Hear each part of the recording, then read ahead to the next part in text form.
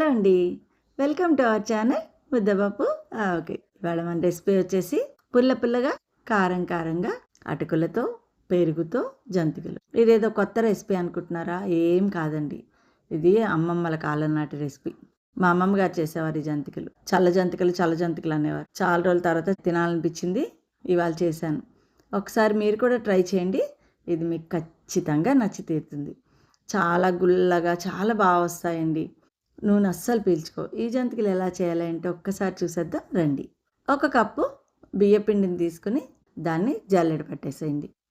అలాగే ఒక పావు కప్పు అటుకులు మిక్సీలో వేసి పౌడర్లా చేసేసుకొని దాన్ని అలాగే ఇంకొక పావు కప్పు మైదా రెండు కలిపి తీసుకుని జల్లించేసుకోండి. కొలతలు ఒక్కసారి చెప్తాను వినండి. ఒక కప్పు బియ్యపిండి, అలాగే ఒక పావు కప్పు మైదా, ఒక పావు కప్పు అటుకులు మిక్సీ పట్టిన పిండి, అలాగే 2 చెంచాలు నువ్వులు వేసేసుకోండి.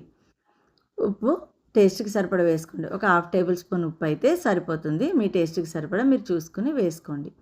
అలాగే ఒక 6 పచ్చిమిరపకాయలు, ఒక అంగుళం అల్లం ముక్క కచ్చాపచ్చగా కొట్టేసేసుకుని అది కూడా వేసేయండి. అలాగే కొంచెం బటర్ను వేసుకోండి.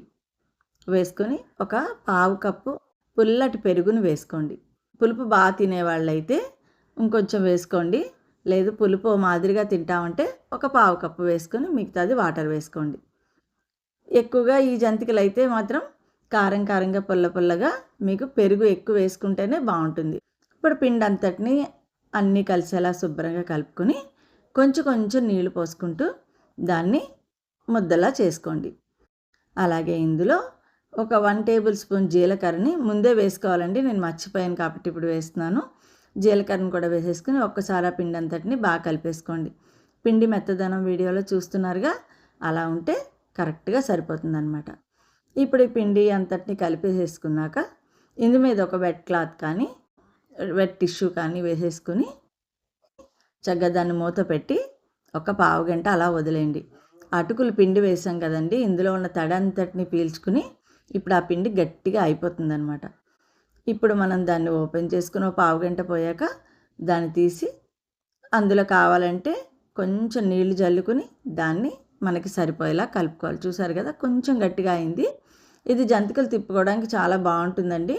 మీకు మరీ గట్టిగా ఉందేమో అని అనిపిస్తే కొంచెం ఒక 2 చెంచాలు నీళ్ళు వేసుకుని కలుపుకోండి.